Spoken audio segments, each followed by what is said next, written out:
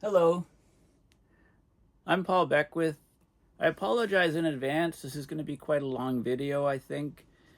I've got way too many tabs open on my computer, and they're all topics and climate change papers, etc., that I wanted to discuss with you in videos. And because the COP29 in Baku, Azerbaijan is fastly approaching, everybody wants to put out reports and press releases and articles around the world on climate change. Plus, we're getting extreme weather events around the world. We just had this catastrophic torrential rainfall in Spain, on the east coast of Spain, Valencia region. We just had a massive typhoon amplifying like crazy, hitting Taiwan, being broken apart by the mountains. It's amazing to see that. And there's many other topics and papers that I want to discuss. And since I'm heading off to Baku in less than a week now, I wanted to kind of clear out my desktop on my computer and start afresh. Once I go on the conference, there'll be all kinds of new stuff to talk about. So this video, to make a long story short, this video is it's kind of a mishmash of climate change topics that I think are quite important, which I picked out over the last little while, open tabs on my desktop, and I just won't get to them all. So I'm going to get to them all, and so, clear the slate, if you like, in this video. Okay, the first thing, this is my website, paulbeckwith.net. Please consider donating to my PayPal to support my research and videos on abrupt climate system change. And my YouTube channel, I just posted this video on this torrential rain in Spain, falls mainly on the Valencia plain. And, on the atmospheric setup and the cutoff low that occurred here in this region, and how the moisture is feeding in. The jet stream waviness is contributing a large part to these increase in extreme weather events that we're seeing around the planet.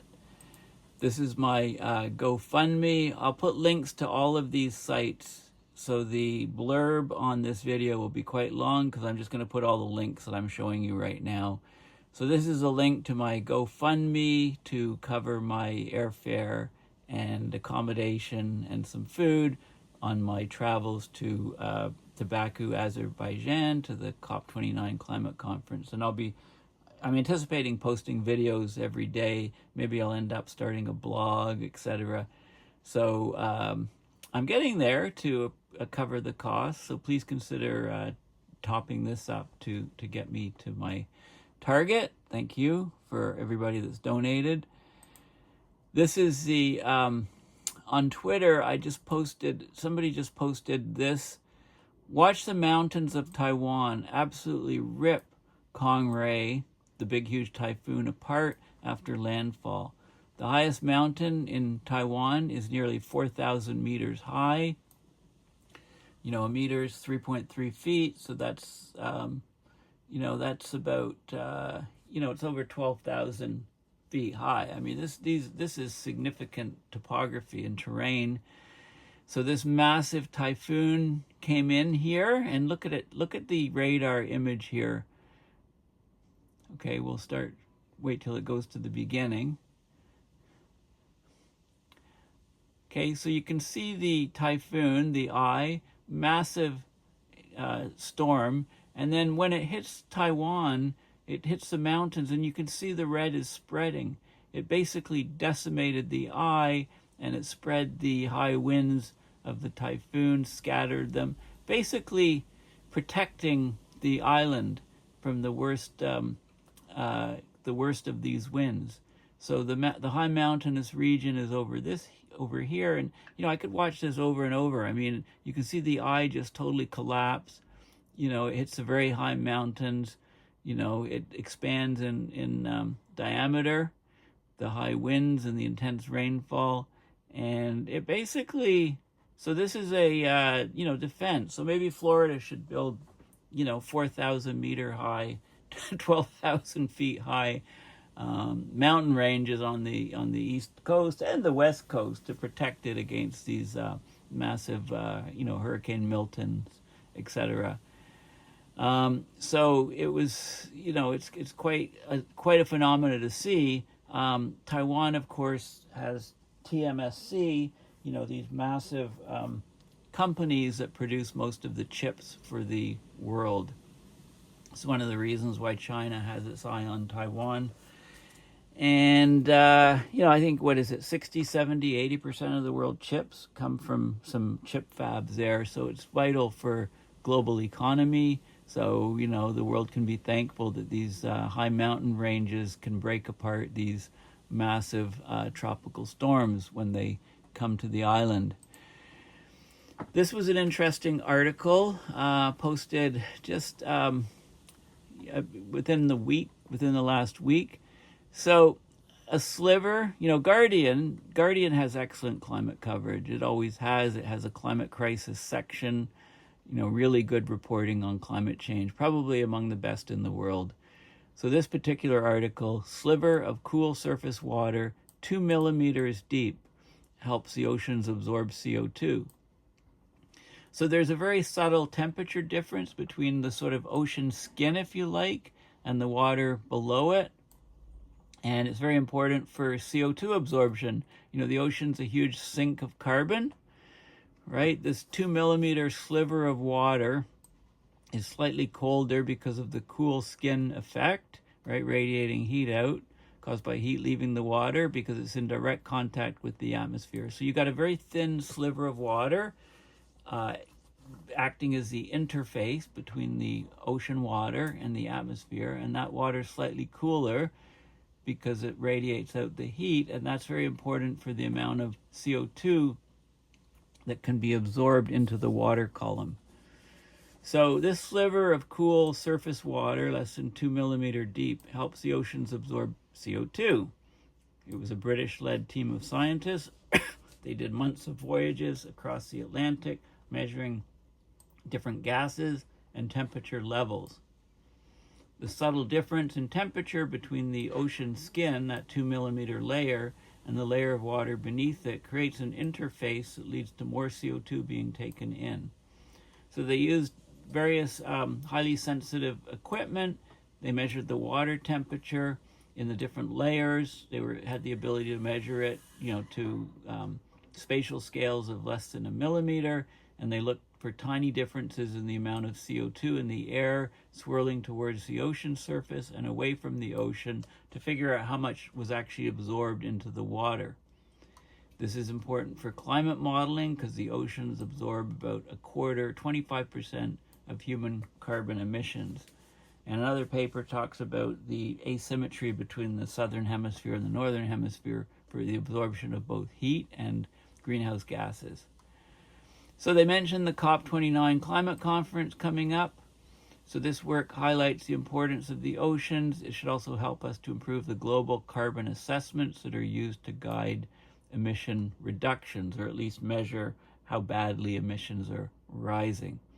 So the research ship is called the RRS Discovery, good name, sailed between Southampton in the UK and Punta Arenas in Chile.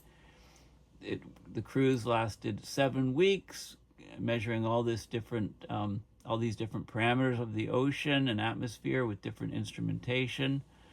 They went through very rough seas near the North Atlantic and near the Falklands, near the equator. They had mirror glass ocean.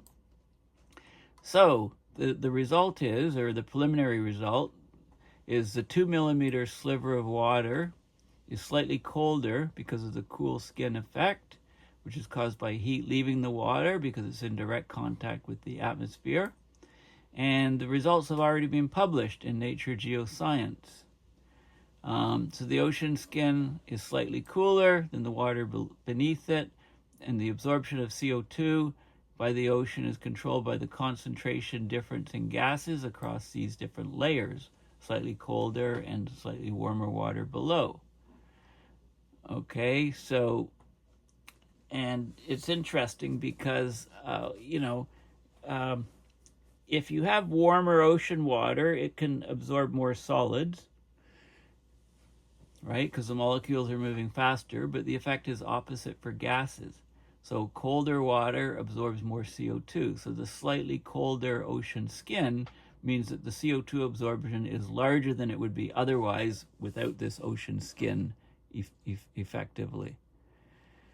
And they thought that this was they thought these effects were occurring. It was first suggested in the early 1990s, but the field evidence, the actual observations, they didn't have, but now they do.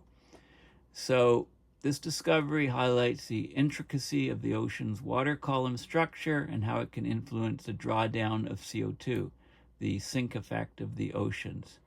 So understanding these subtle mechanisms is crucial as we refine our climate models and predictions, and it underscores the ocean's vital role in regulating the planet's carbon cycle and climate. So very, very fascinating study.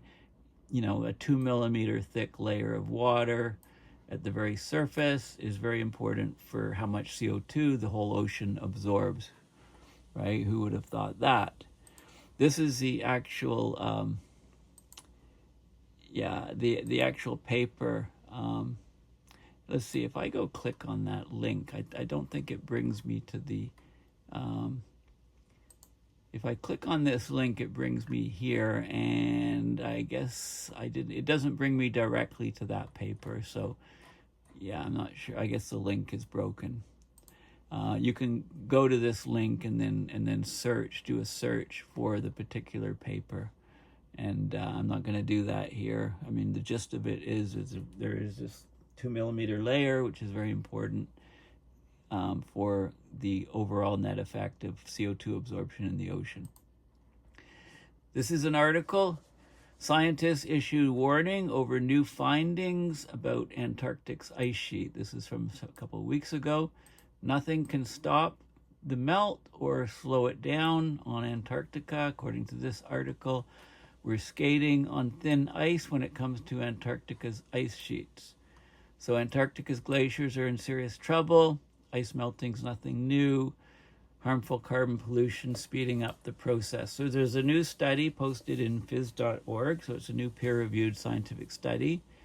And it projects how harmful carbon pollution can impact ice loss in Antarctica. It says over the next 300 years. These studies generally don't generate too much interest to people today because we think, who could think 300 years out in the future? We're even going to be here, in decades into the future. But they looked at projections, 16 different models, and they found that, at some point we'll get a complete collapse of Antarctica's ice sheets. We've seen a plummeting of the sea ice. This is a more detailed article from about a month and a half ago. Rapid loss of Antarctic ice after 2100, likely under current emissions. Well, we know everything is happening in a nonlinear fashion, so you can't make linear projections, right? So they're showing surface mass balance, gigatons per year, but it goes out a long way. So like I say, people don't really pay too much attention. But because it's too far out there. They talk about what we can expect in sort of the long term to this massive ice sheet at the bottom of our planet. And this is the actual peer-reviewed article. It's open source, evolution of Antarctic ice sheet over the next 3 centuries. And I'll just look at the abstract. So they have an ice sheet model intercomparison project for, climate models, six iteration. So CMIP6 is coupled model intercomparison project, phase 6. So, we're on the 6th version of this. People get together and they analyze the same sort of things with all these different climate models and then put together a summary on all these models. So they have one specifically for Antarctic ice sheet. They say that the behavior of the Antarctic ice sheet beyond 2100 remains largely unknown. Several instability mechanisms can develop on longer timescales, destabilizing large parts of Antarctica. And they give projections out to 2300, right? So basically, it's sort of long-term studies of long-term evolution of the Antarctic ice sheet, what is expected. My Gmail account, I'm doing very interesting project with people in Hollywood on a script for I'm the climate consultant on a script, which hopefully will be pitched to producers, etc. soon. Here's a normal distribution day after Halloween. This is a so-called paranormal distribution, right? Pretty funny anyway. So, that's my Facebook page. Okay, so this paper here was published earlier this year in the summer. Asymmetries in the Southern Ocean's Contribution to Global Heat and Carbon Uptake. So this is actually quite a fascinating paper. And it's probably been on my desktop since June, and I just haven't gotten to it to do a video on it. So I'll do a synopsis now for you before I go to COP, since I'm clearing off the slate. I need to get rid of all these tabs on my machine. So what about these asymmetries? Well, the Southern Ocean provides dominant contributions to global ocean heat uptake. So how much heat is being absorbed in the oceans, right? We generally hear the figure over 90% or 93% of the heating of the planet is heating of the oceans. Well, that's dominated in the Southern Ocean, and also the carbon uptake is very important in the Southern Ocean, right? And the amount of heat and carbon uptake results from the upwelling and global ocean circulation. So there's a large asymmetry in the Southern Hemisphere for both heat and carbon uptake. So the Southern Ocean absorbs about 83% of the global heat uptake. Now they say plus or minus 33. Well, it can't be over 100, so it should be plus 17, maybe minus 33. I don't know. Anyway, that's a bit problematic. But let's say 83%. 83% of the global heat absorbed in the oceans is in the Southern Oceans. Not really a surprise since they're vast, right? And you can go to some parts of the Southern Oceans on a globe and you can't see land essentially if you're in the right position in the middle of the Pacific. Now, the amount of carbon uptake, the carbon sink of the Southern Ocean, it's about 43% of the total. 43% of the global ocean carbon uptake. So the Northern Oceans absorb a lot more carbon, and this is probably attributable to generally colder oceans in the Northern Hemisphere, where the land is configured versus the ocean, etc. So the geometry, the geology, geography, etc., things like that. But this is a big asymmetry. If 83% of the heat is absorbed in the Southern Oceans, you might expect that 83% of the carbon was absorbed, but it's 43%. Okay, and they arrive at these numbers from historical state-of-the-art climate models. They demonstrate this historical asymmetry is due to suppressed heat uptake by northern oceans from enhanced aerosol forcing. Okay, in future projections, where greenhouse gases dominate the radiative forcing as we have fewer and fewer aerosols from ships, cleaning up shipping fuels, the Southern Ocean contributions to global heat and carbon uptake become more comparable. So with far fewer aerosols, in the Northern Hemisphere, it would be 52% of the heat and 47% of the carbon uptake. Right now, it's quite asymmetric. The past is not a reliable indicator of the future. The Northern Oceans are becoming important for heat uptake, while the Southern Ocean remains important for both heat and carbon uptake. Okay, and there's lots of different figures and graphs in this paper, and it's open source, so it explains, what's happening now and what we can expect in the future. Okay, back the end of the summer, the UN released a report called Surging Seas in a Warming World, an 18-page report, the latest science on present-day impacts and future projections of sea level rise.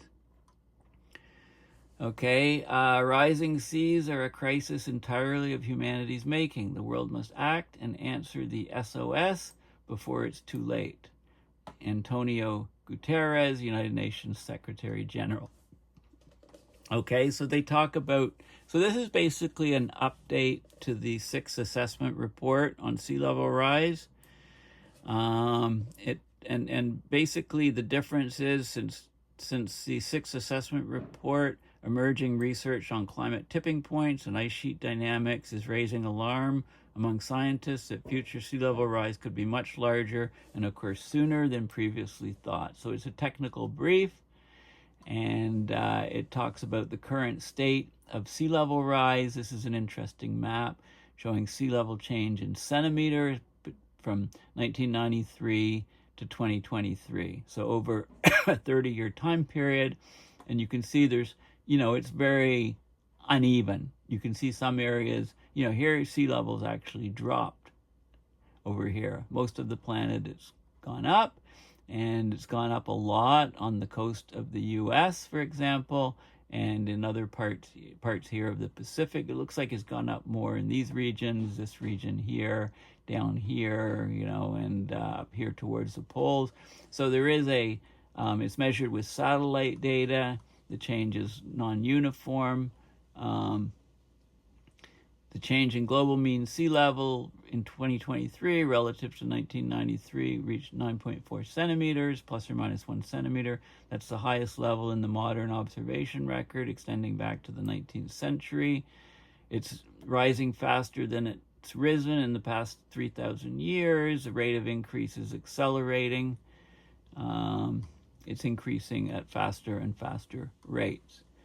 Okay, so there's lots of details in here on sea level rise, projections of future sea level rise, etc. And I always treat those projections from the UN reports with a grain of salt, because invariably they're very conservative estimates and so on.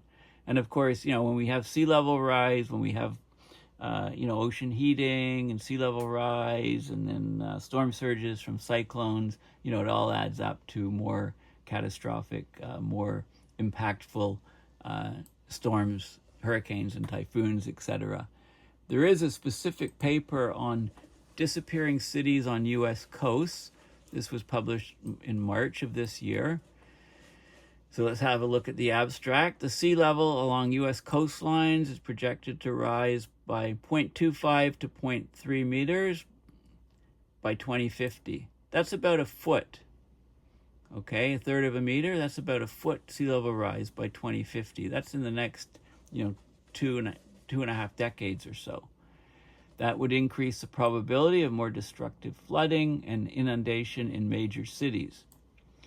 These impacts are being exacerbated, made worse by coastal subsidence, the sinking of coastal land areas, a factor that's often underrepresented in coastal management policies and long-term urban planning. Right, so as we build cities on coasts, that huge weight on the land causes the land to sink down. Right, we get coastal subsidence, and therefore the effect of sea level rise is exacerbated, made much, much worse. So in this study, they looked at high-resolution vertical land motion, VLM, that is raising or lowering of land, and elevation data sets with projections of sea level rise to quantify the potential inundated areas in 32 major U.S. coastal cities.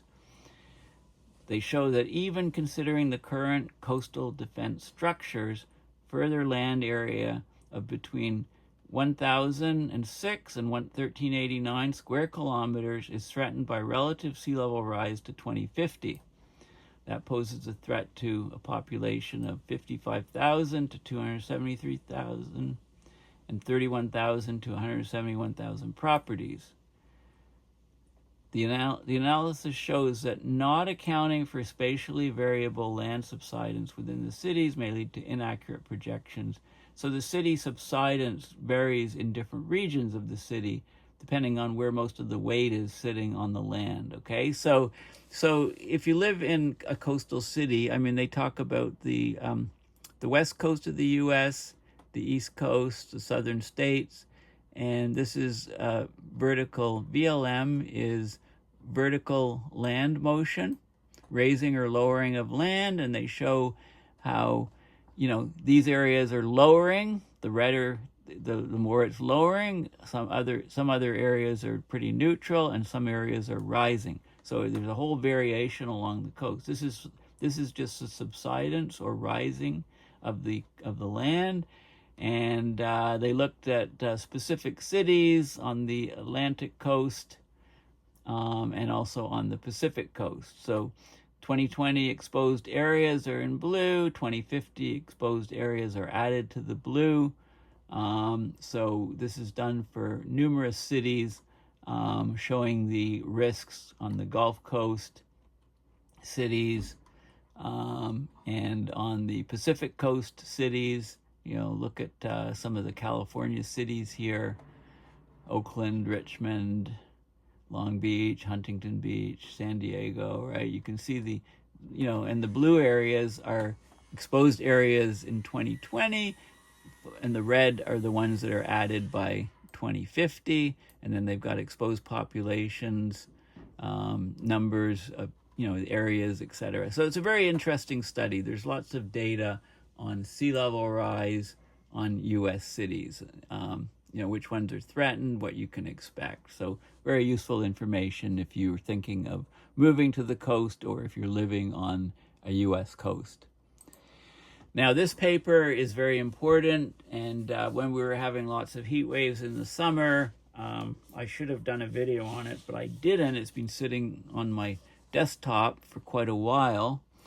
100% humidity heat waves are spreading across the earth. That's a deadly problem for us.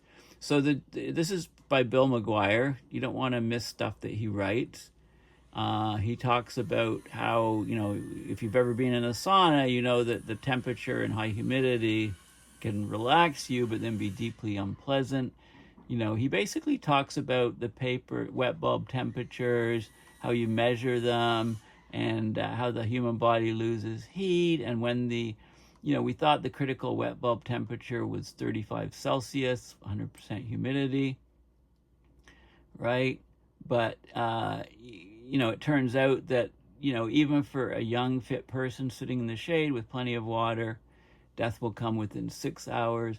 At lower humidities, it's not 35%, it's more like 31 or it's not 35 degrees Celsius, 100% humidity. It's more like 31 or 32. Okay, that's what the data shows. Penn State University, they had young and healthy subjects exposed in the lab to increasing heat and humidity. It showed the lethal threshold is actually quite a bit lower than a wet bulb temperature of 35. It's closer to 31 Celsius. Okay, this is like a critical environmental limit above which the human body can adapt. So your previously stable core temperature begins to rise steadily. You get heat exhaustion, heat stroke, and then you die in that situation. I mean, it's very simple, right? So it talks about how these conditions are being reached more and more across the planet. So this is a very important article. So just Google 100% humid. Well, the links will all be in my description, or you can just Google the title. Humans can endure temperatures and humidity as high as previously thought. This is some of the Penn State research from a few years ago when it's the 31 degrees Celsius wet bulb or 87 Fahrenheit at 100% humidity.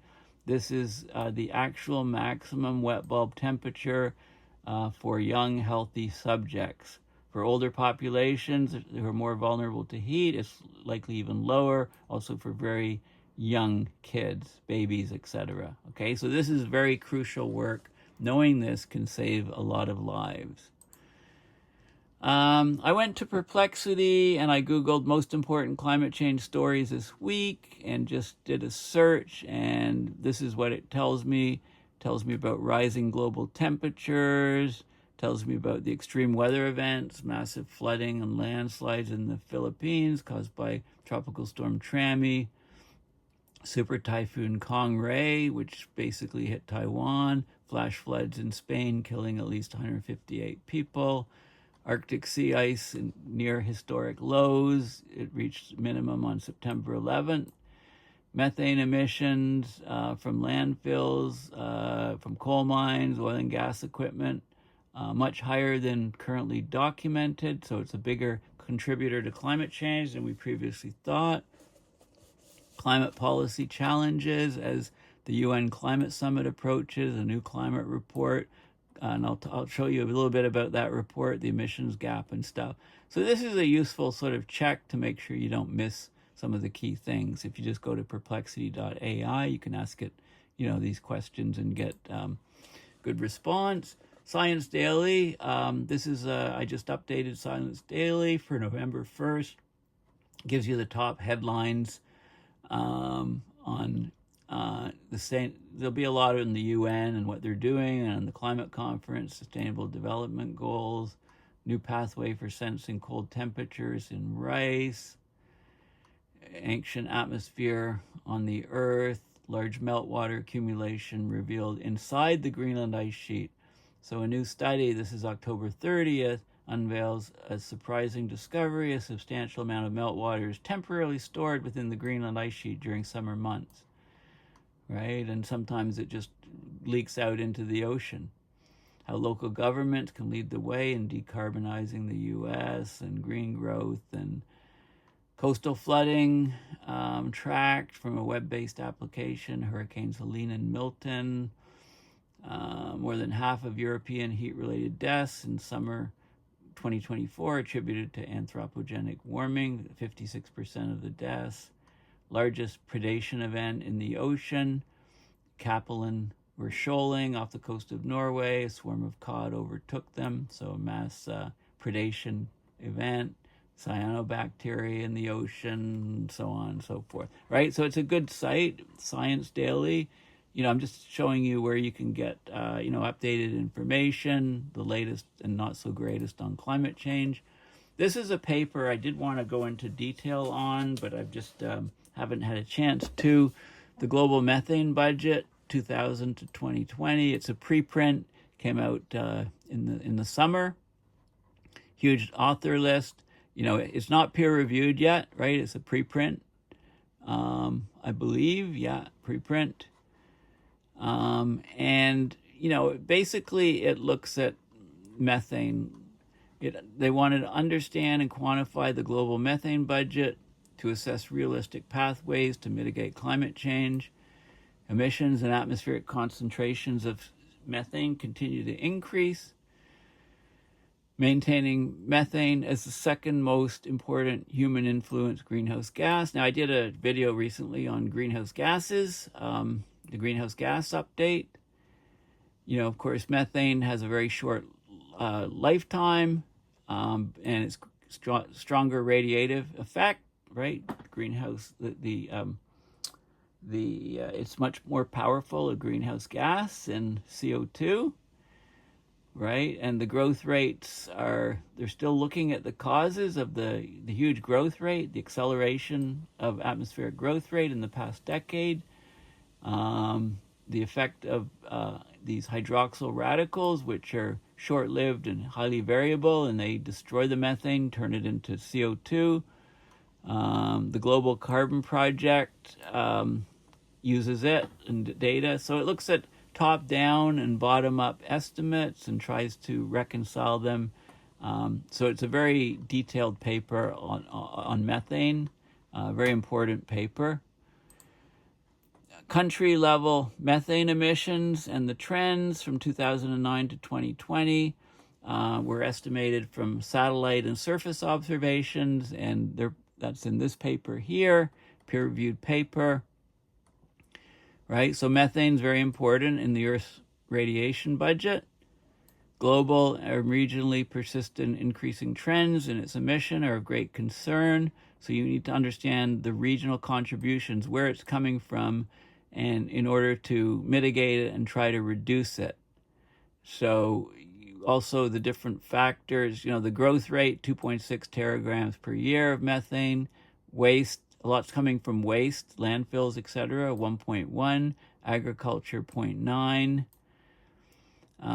China's alone is 0.56, India 0.22, the US is 0.65, right? You can look at the top methane emitters, you can look at the industries that it's coming from, et cetera, et cetera. So it's all documented in this paper with lots of global maps on where the methane is coming from. And remember, if it starts coming out of the permafrost in the Arctic, there's about 2 teragrams of methane in the atmosphere, and there's about 1,000, it's about 4 teragrams of methane in the atmosphere and about 1,000 teragrams in the top 3 meters of permafrost in the Arctic, 250 times more. So if it starts coming out from the Arctic, we're going to see huge jumps in the atmosphere. I'm going to have to speed up because there's still lots to do. There's a Spark Climate Solutions group, and they have a site here on atmospheric methane removal, trying to look at different approaches to see how methane can be broken down quicker. Very interesting data and motivation for methane removal and how it might work.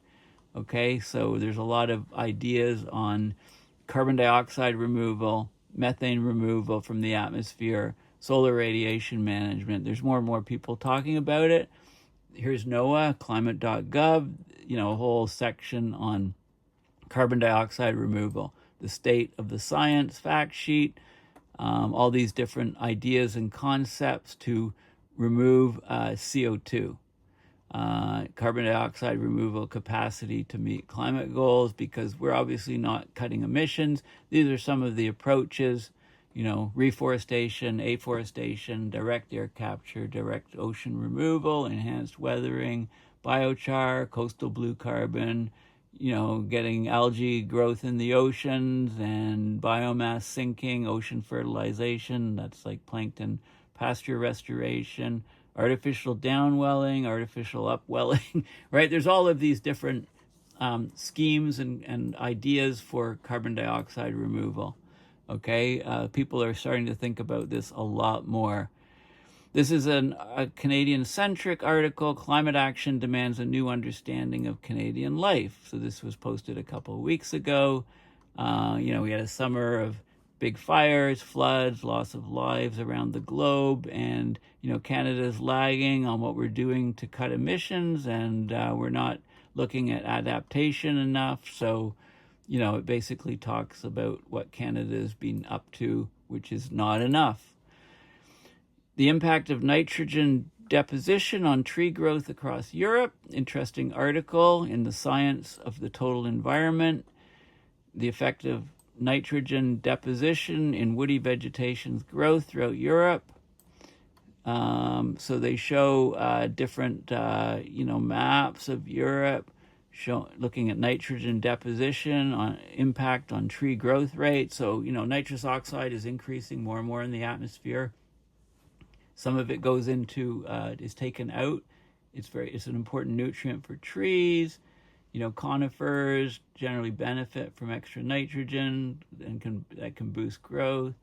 But broadleaf trees often become saturated with excess nitrogen, leading to reduced growth. So the amount of nitrogen increasing can affect the growth of different species of trees in different ways, in fact, in opposite effects. So colder regions like the Northern Europe and mountainous areas see an increase in tree growth with nitrogen deposition because these areas are more densely populated with conifer species. In contrast, tree growth in Central and Southern Europe tends to decline as a result of nitrogen pollution, especially in regions dominated by broadleaf and warmer climate. So interesting, you get different effects. And I think, there's a paper related to that. ChatGPT makes chilling predictions for 2025. Climate crisis escalation, geopolitical tensions, pandemic resurgence, technological risks, economic collapse, social unrest, all these things. Those are very general things, I think, but ChatGPT thinks that they're getting worse.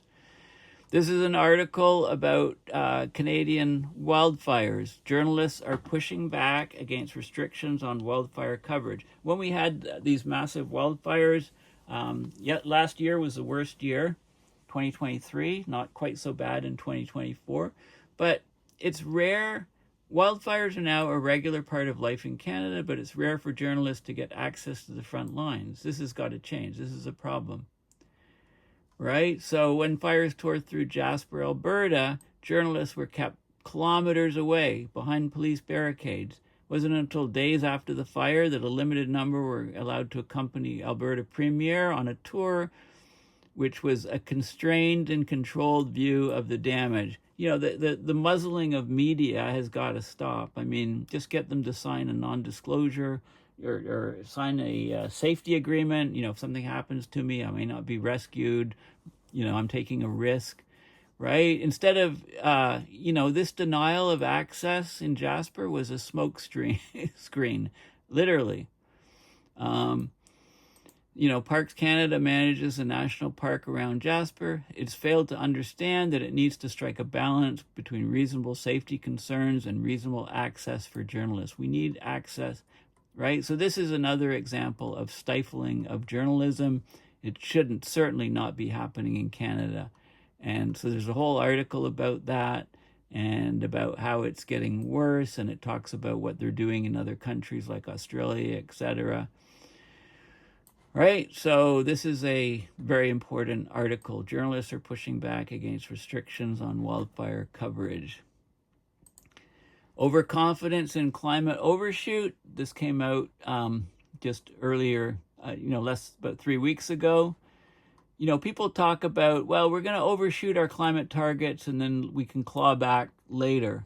Well, this talks about nonlinear feedbacks and so on, so that when we do overshoot things, climate can just accelerate and take off, and there's no possibility of going back to clawing back from overshoot. So there's way too much confidence in the principle of overshoot.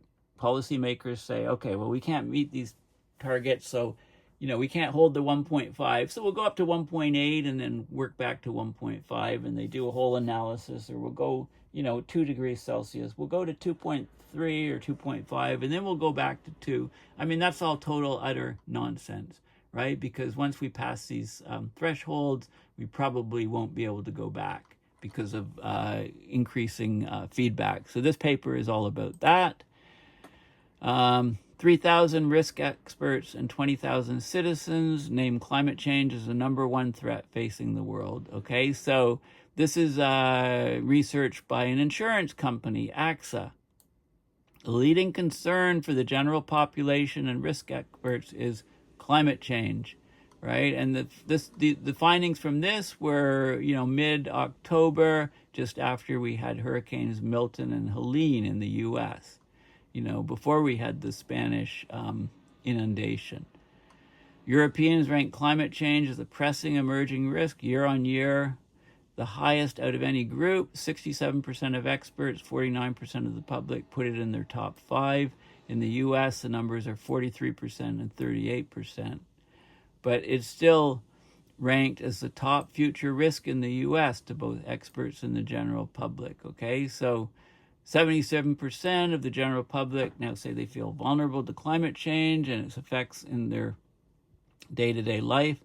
That's up from 73% in last year's survey, suggesting it's of rapidly growing and increasing concern.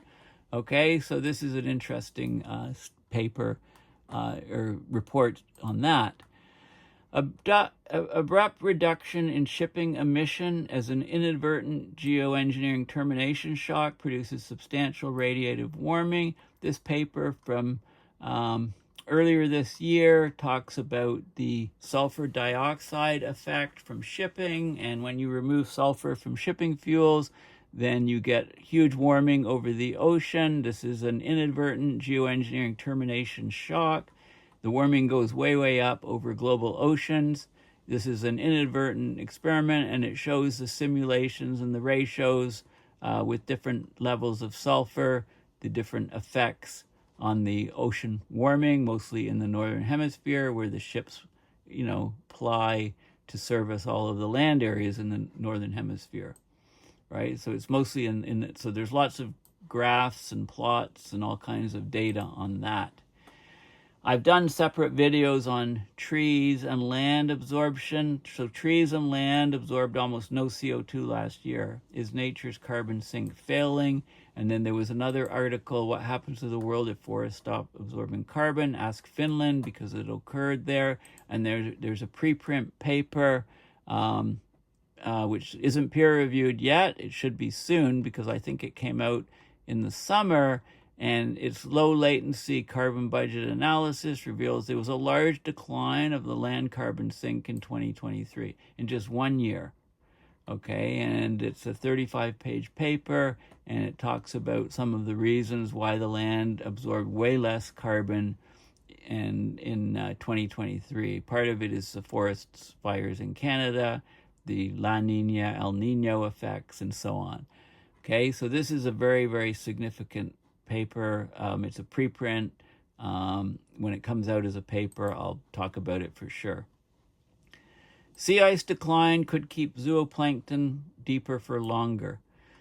Okay, so this is an interesting side effect of lack of sea ice, both in the Arctic and Antarctic. So this says, as Arctic sea ice deteriorates, more light enters the ocean, causing largely unknown effects on the ecosystem. So they used an autonomous biophysical observatory. They recorded the zooplankton vertical distribution under the Arctic sea ice from dusk to dawn of the polar night. So we know that this is the largest migration of the world. The zooplankton, they go down to deep, a couple hundred meters deep during the day. They don't like the light. The phytoplankton bloom and grow, and at night, the zooplankton, they rise up from the 100 or 200 meters below, and they have a feeding frenzy on the phytoplankton, and this cycle repeats every day. So they looked at the zooplankton moving up and down under the ice, and then they compared it to what it would do when there was no ice, and they found that the lack of ice completely changed the behavior of the zooplankton. So this is not good, because the lack of ice, that change in zooplankton could have a huge effect on the ability of the carbon of the oceans to act as a carbon sink. The Enduring World Forest Carbon Sink. This is a paper. This paper talks about the carbon sink in forests and how, this argues that it's been, enduring. And it's very important. I mean, if we deforest, we clear cut, the warming can take out forests, at the detriment of all life on this planet. So this paper talks about the details of the forest sink, impact of high temperature heat waves on ocean carbon sink. So when we get these massive heat waves in the ocean, then the ocean carbon sink reduces. Okay, the Earth's oceans serve as vast heat storage reservoirs, and the ocean currents forming a heat transfer zone act as a buffer for climate change. The oceans play a crucial role in the water cycle, the carbon cycle, the nitrogen cycle, interacting with the atmosphere. Ocean heat waves disrupt the stability of the oceans. It affects their function as a global thermostat, right? As the oceans warm and warm and warm, warm water floats, so there's less vertical movement in the ocean, and there's less, the carbon sink can be greatly degraded. A warming climate will make Australian soil a net emitter of atmospheric CO2. The soils store a huge amount of carbon. So understanding the change in soil organic carbon in a warmer climate and the effect of current land management on carbon in soils is crucial for soil, environmental conservation, and climate policy. So they looked at changes in Australia's soil organic carbon stock from 2010 to 2100. They modeled it, and they saw that the soils would be holding less and less soil, and towards the end of the century, there'll be a net emitter of CO2. They'll no longer act as sinks. Okay, so this is another vicious feedback that would accelerate climate warming. Forest expansion has dominated China's land carbon sink since 1980. Okay, so forest expansion into, as we get warming, areas further, high latitudes get warmer and warmer, and we get forests expanding into regions where they weren't located before. But, you need soils up there. So they talk about these effects in China. There's globalcarbonbudget.org. Check out their website and look at the latest trends on global carbon emissions.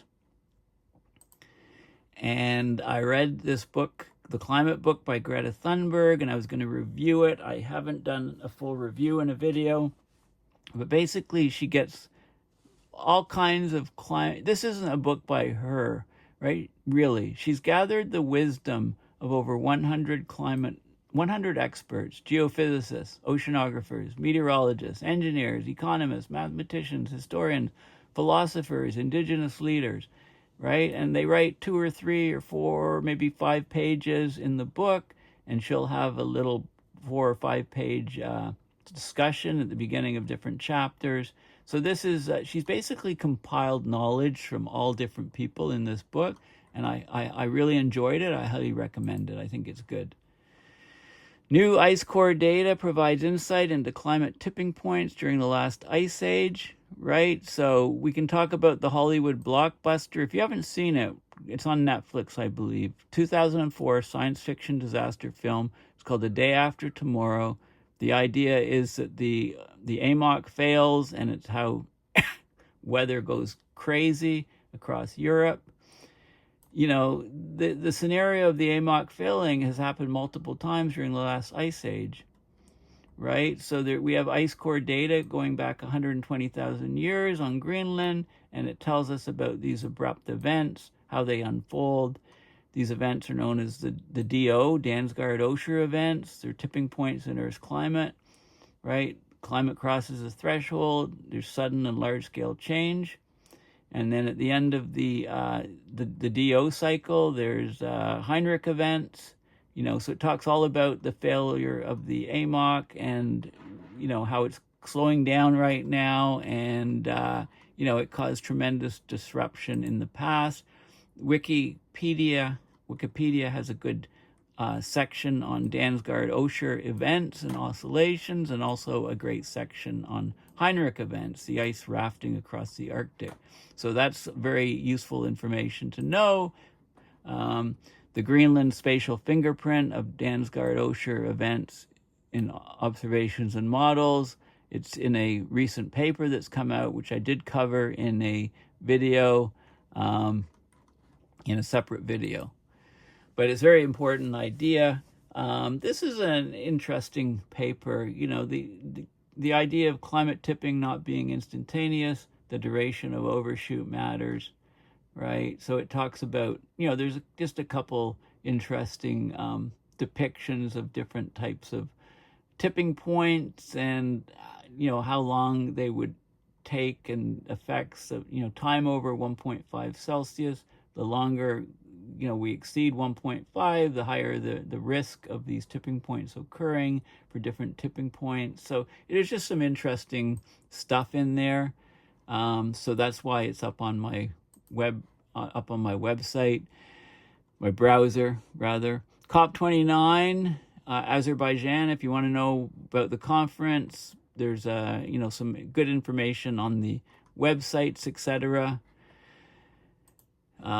This is interesting. In Twitter, there was a thread about the climate gap. So there's a report, the United Nations Environmental Program Emissions Gap Report, the 15th version, I guess, or this guy's been, lead on the lead author team for the 15th time, right? So he does a thread. This is a report, UN Environmental Program, no more hot air, please. With a massive gap between rhetoric and reality, countries draft new climate commitments. So it's all about the emissions gap report, what countries promise and what they deliver.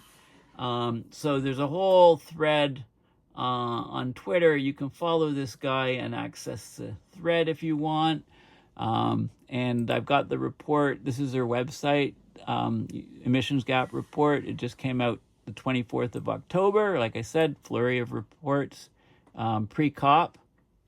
And I went, downloaded the report, 100-page report, going into details of emissions from all different countries and what we need, what they promised, and what they're actually delivering, right? So it's got all kinds of information and graphics and stuff. If you want a summary, you could look at the Twitter feed, but this is change in emissions under current policies versus, like the NDCs, national determined contributions, and there's all kinds of data. The emissions gap.